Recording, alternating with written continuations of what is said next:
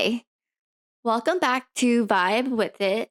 My name is Grace, and this is a space where I talk about too many things, some of which I hope you find cool, fun, interesting, and maybe even useful. Today, we're going to talk about how to stand out in a crowd. And I'm not just talking about having a cool, funky style with vibrant purple hair, which I used to have and kind of miss. I'm talking about how you can translate your best self onto paper. How do you stand out in a pool of applicants? How do you stand out in a crowd in writing? When you apply to most things like school, advanced degrees, grants and internships, or just jobs in general, there is more than likely the chance that you have to convince your reviewer that you are the best candidate. So, in this episode, I give you 5 tips on how to nail the application essay or cover letters for all you job hunters out there. All right, so let's do this. It's your host, Grace Chan. Oh, hi, that's me. I'm just a normal girl with a lot of stories. So I chose to do this as my second episode since I know this is around the time that many people may be preparing to apply for school, whether or not that's just college or an advanced degree. But also because many new grads have just graduated college and are likely in the thick of it with job hunting. If you listened to my first episode on how I changed my career, you'll know that I went through a bunch of school. If you haven't listened yet, pause this episode and head back to episode 1. But come back, please and thank you. In that episode, I mentioned that I applied to grad school twice and vet school once. Over my undergraduate career, though, I actually applied to schools 3 separate times. Once out of high school, and once during both my first and second years of college as a transfer student. With some quick maths, that's a whopping 6 times that I've put myself through this god-awful application process of going to school. Before we get into it, let's define a few things so no one gets a little confused. College is where you get your undergraduate degree, a bachelor's. Post-secondary school is anything more advanced than that. For simplicity and this episode's sake, we are going to talk about 2 different types of post-secondary school. The first, graduate school. These programs prepare you for a wide array of careers, but are usually within the realm of academia, like being a professor or a researcher. They can also lead to careers in government and industry, such as the Department of Energy, National Oceanic Atmospheric Association, or companies in the biomedical and biotechnology fields. The second is professional school. Lots of things fall under this category of schooling, but it is different than graduate school as it prepares you for a very specific career in a very specific field. For example, since I am going to veterinary school, I will be trained to be a veterinarian. I can enter any specialty under veterinary medicine, but I can only treat animals. I cannot treat humans. This is similar to how dental students will only be able to venture into careers in dentistry, but not something like optometry or nursing. Now, I know some of you who are not interested in applying to post-secondary school either now or ever, and you're getting ready to exit out of this episode right now. But hold your horses, okay? Hear me out and then decide if you want to dip. I won't judge, just give me the chance first, please. During my very long endeavor in school, I also applied to several jobs, internships, grants, and fellowships, and a lot more. And nearly every single time, I've had to write at least one little blurby thing about myself. These were full on essays or simply cover letters.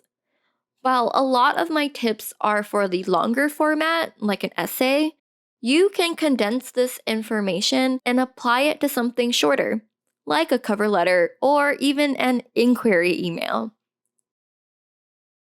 Okay, one last thing to note.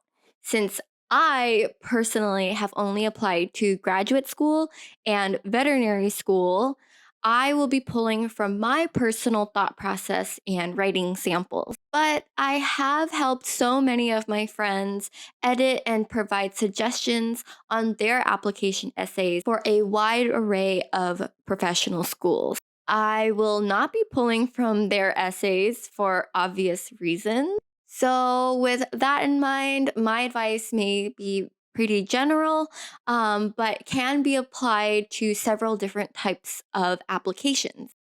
So, with definitions and disclaimers out of the way, let's get started. Tip number one: why do you want to do the thing? A lot of people, including myself, struggle to even start writing. Sometimes it feels like there's just so much you want to say, but you don't know where to start. I think the best way to start is to quiet your mind for one hot second and just ask yourself, why? Why do you want to be that major? Why do you want to be a doctor? Why do you want to perform research on that thing? Do not even think about all of your qualifications or reasons why you should be accepted just yet. That'll come later. For right now, just think about your why for wanting to do the thing. This might sound like an easy question, especially if you've always wanted to do the thing for the longest time. But what I've seen more oftentimes than not, it's actually one of the hardest questions to answer.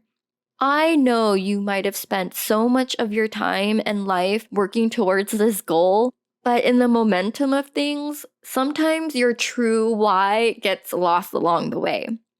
In my experience, what has helped me and others was thinking back to that very first moment in time when you decided that you wanted to be this thing. What swayed you in that direction? Was it something you learned in class? Was it an interaction you had with somebody? Here's a quick example. I know a bunch of aspiring veterinarians get a little stuck with, I've always loved animals. And I'm going to be frank, this is not a good enough why. There is nothing personal to you in this statement, because honestly, a lot of people love animals. What changed the I love animals to I love animals and I want to be a doctor for animals? Let me put it in another way. I loved animals all my life too. As a kid, I wanted to surround myself with all kinds of pets. I would pretend to talk to squirrels, and I loved zoos and aquariums because they were a place for me where I could actually learn about the animals. But guess what? I tried grad school first. My why for grad school was because I was fascinated with marine animals and wanted to learn more about their underlying mechanisms that allowed them to function in this world. So, what is your why? As you think about this, you may start thinking about your reason, which is my second tip. Tip number two: what is your reason? Hey, wait, isn't this the same thing as your why? No, ma'am. Your why is what got you to this point as an aspiring vet, doctor, lawyer, whatever. Your why is why you want to be that thing. Your reason, on the other hand, is why you are going down this specific path to be that thing. Why this school? Why this program? On the flip side, for jobs, why this company? Why this field? This is, in my opinion, very crucial in persuading your reviewer that you mean serious business. You've done your research and you have a plan to reach your goals. Sometimes you might get stuck thinking, well, I have to go to medical school to become a doctor. Okay, yeah, you're right. But remember that anyone could have a dream or a goal in mind. You must consider why this specific job or program or school is a good fit for you. Let me explain a little bit more. If you are sending the same essay to multiple schools, talk about your reason for entering this specific field. How are you able to fulfill your goals and curiosities through this profession? What makes this profession so intriguing to you? I usually like to name at least 2 things, but 3 is better in my opinion. Being able to pinpoint 2 or 3 specific reasons shows that you know what you want and makes you sound like a promising candidate who isn't just in it to be in it. On the other hand, if you are sending separate essays or cover letters to the schools or companies individually, again, give 2 or 3 very specific examples about how the school or company can help you reach your goals. For schools, drop department names, programs offered, internship opportunities, anything of that nature. But don't forget to explain why you're interested in those things or how they could help you.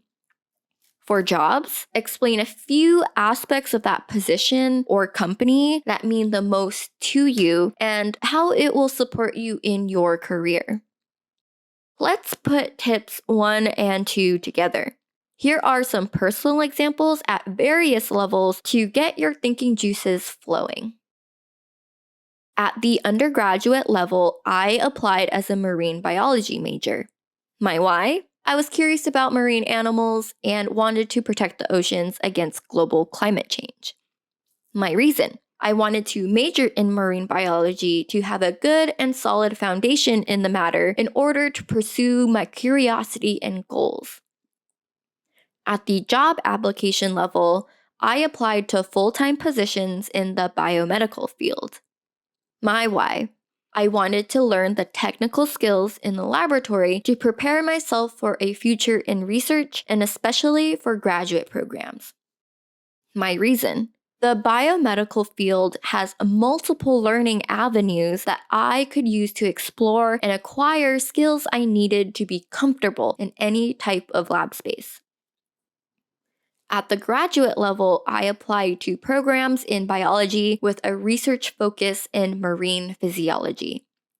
My why? I was still fascinated with marine animals, but wanted to learn the underlying mechanisms that allowed these animals to survive against prevailing global climate change conditions. My reason? Physiology gives me the opportunity to explore pathways and mechanisms that allow organisms to function in this world. Graduate school will provide me the opportunity to explore these research interests. Finally, at the professional school level, I applied to veterinary medicine programs. My why? I was not fulfilling my core values through my graduate work. I wanted to work more immediately and hands-on with animals, but still continue working with concepts in physiology. My reason? Veterinary medicine provides the opportunity to merge my core values and create a career around it. Okay, so I hope those examples helped your thinking juices start flowing, but let's move on to tip number 3. Tip number 3. What are your future goals? In all cases, it is super important to bring it back to how the program or school or job position will help you in your future career goals, even if you don't necessarily know what that might be right now. Let me pause right here since I have an inkling that some of you are starting to reel about what your future goals even are. A lot of people start freaking out at this point because you may not have a clear vision of what your future looks like right now. And that's okay. Whatever you write in this essay isn't written in stone. You're not bound to whatever you say right now. And hey, remember what I said in episode 1? Your passions and goals can change over time as you change as a person. So, what to do? I say just write something that sounds good to you right now. As long as you have some idea written on paper, you'll be fine. Just make it sound confident. That's key. Whatever you decide to put down as your future goal, write it really well and confidently, and you'll sound really convincing. When I applied to vet schools, I didn't and still kind of don't have a really good idea of what I want to do after vet school. Did I want to remain in the marine world and venture into aquatic medicine? Did I want to just focus on companion animal and general practice? Did I want to specialize? Oh my gosh, I just don't know. So, this is what I ended up writing. And I'm going to read what I wrote verbatim since half of this tip is literally about how you write it. While I currently see my future in companion animal practice, I am flexible to exploring different paths in the field. As I continue to shape my future in vet medicine, I am mainly concerned about meeting my professional goals in the practice I choose. I aim to form research collaborations to enhance veterinary care, provide mentorship and educational opportunities to train the next generation of veterinarians, and participate in outreach programs for underserved communities. The takeaway here I want to highlight is that I did settle on something companion animal practice. But I did mention that I am open to other possibilities. But instead of ending it there, though, and risking sounding wishy washy, I kept going and explained my personal goals and core values in the profession. By doing this, I showed that being a veterinarian is not just about the profession for me. I have broader aspects about the practice that I hope to achieve other than just being a veterinarian.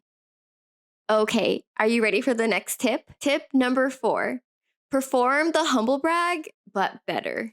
I know some of you were waiting to hear this one. You spend so much of your time accumulating extracurriculars, clubs, volunteerships, clinic hours, and you just can't wait to humble brag your heart away. Or maybe you don't feel like you have that many qualifications and you're a solid mediocre. That's totally fine. And I understand that the humble brag might feel like the hardest part of this essay.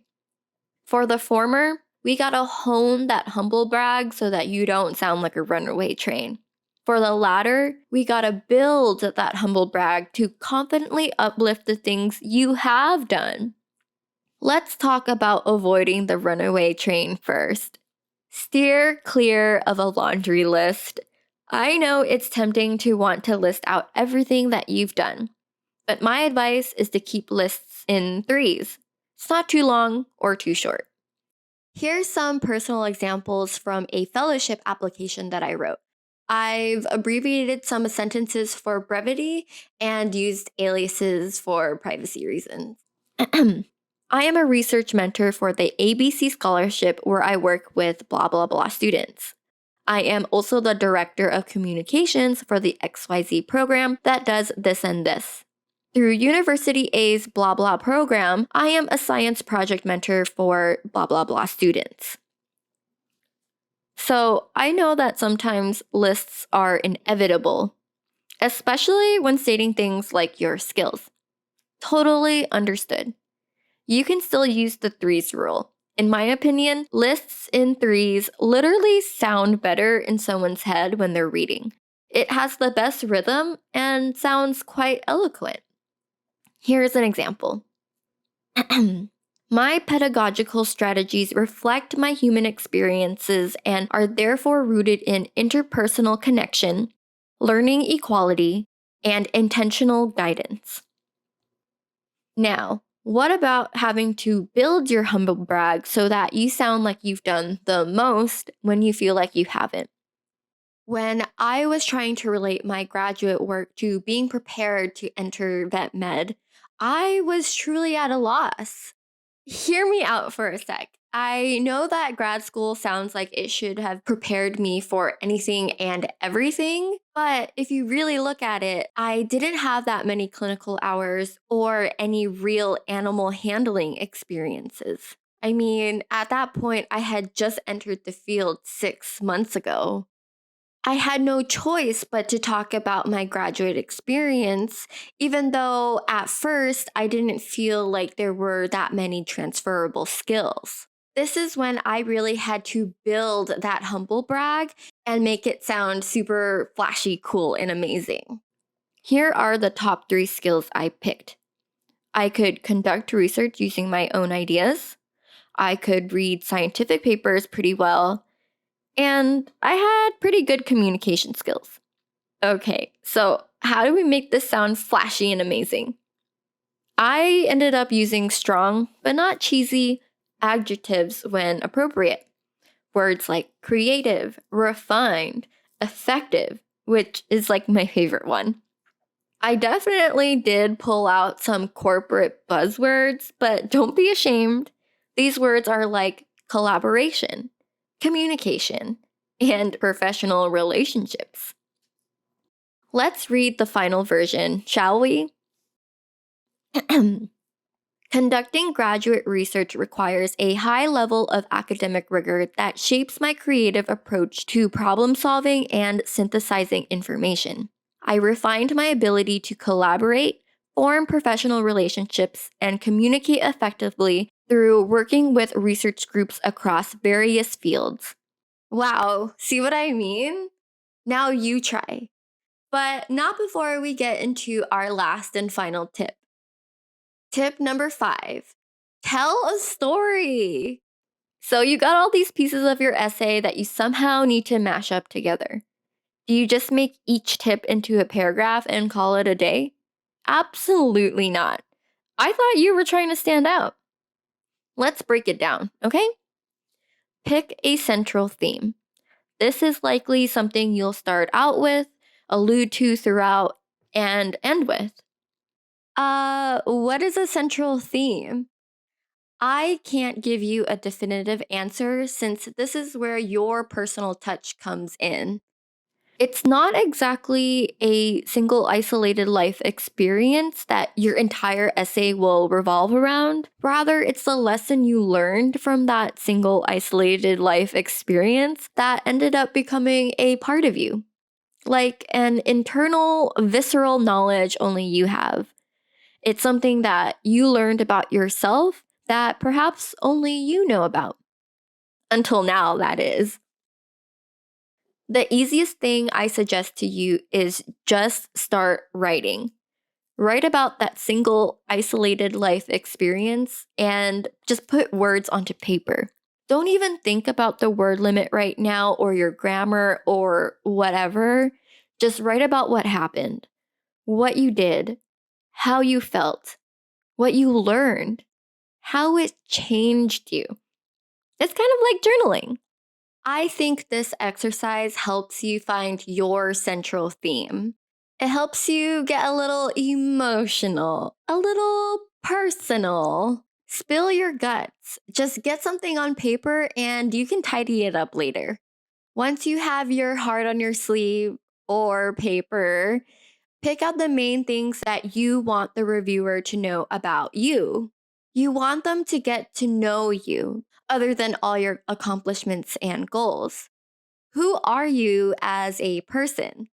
Once you got that down, you can open your essay with a brief sneak peek into the person you are by telling that isolated story. But keep it brief. Keep it to one short paragraph. But depending on the type of application you are writing, you might need to go even briefer, like 1 to 3 sentences. In grad school, I applied to a fellowship for future educators in academia. To tell my reviewers a little bit about myself, I wanted to highlight some of my personal obstacles, which would showcase the empathetic instructor that I had become. Therefore, my opening statement was about a short paragraph long. like 5 to 6 sentences. I had more room to literally wear my heart on my sleeve. However, when I was applying to vet schools, I didn't want to include that much detail or get that personal. This was because of the very small word limit. I wanted to use more of my words to explain why I would make a good doctor in the future. I still wanted to highlight my personal obstacles, but had to focus on the most important and useful information to me as a future veterinarian. Therefore, my opening sentence was actually only 2 sentences long, short and to the point. While both cases seem very different, the main goal was to set the tone for the rest of my essay. In either 2 or 6 sentences, I still tried to tell a gripping story that pulled my reviewer in. Like, ooh, I need to know a little bit more. Okay, but what if you don't have a gripping story? Well, you can apply tip number 4 to uplift your story. Pinpoint a couple things you are most proud of, things that stuck with you in life, and then use buzzwords to get you through. You got it. Now that you set the stage, you can continue to allude to your story throughout your essay. This does not mean to repeat yourself over and over again. Rather, use the power of words to remind the reviewer your purpose. Let's take my vet school application as an example. My opening statement was, some always knew what they wanted in life. For me, it took 2 failed PhD programs and hitting rock bottom before I figured it out. Then, throughout the body of my essay, I write things like, I seemingly flourished, with deep reflection. It was pivotal to. I was drawn to. Okay, you get it. But do you see how you can still feel my personal story resonating even though I am talking about other things? This tip applies to how you close your essay. I always recommend trying to fit in a closing paragraph or at least a sentence, even if you are breaching the word limit. Something to close out always helps tie everything into a neat little bow, and it leaves a lasting impression on your reviewer. You want to summarize a little bit and sound confident and ready to do the thing. Here's mine. While not the most traditional path, my journey in veterinary medicine is organic and true to myself. My advanced schooling and connection with this profession proves that I am dedicated and ready to use my knowledge and skills as a future veterinarian and leader in the field. Okay, y'all, let's summarize these tips. Number 1, ask yourself why. Why do you want to do the thing? Number 2, your reason. What's your reason for this major, this company, or school? What can they do for you? Number 3, what are your future goals? Not just your career, but your personal goals you want to achieve while in your career. Number 4, what do you bring to the table? Pull out every little thing you did, but don't get too carried away. Number 5, tell a story and stick to it. Give your reviewer some insight to the person you are, and if you can, make their heart wrench a little bit. All right, y'all, that is it for today. I really hope you found these tips useful and maybe even more helpful than just a simple Google search. Oh, and by the way, if you're listening on the podcast and want more visuals, I do have a YouTube channel, and for this episode specifically, I have the written examples posted in my videos so that you can read along. While you're there, like, subscribe, and leave a comment. Let me know if you tried these tips and if they're helping. Also, let me know other tips and tricks you'd like me to talk about, and I will be happy to include them in a future episode. I'll see you all next time. Cheers!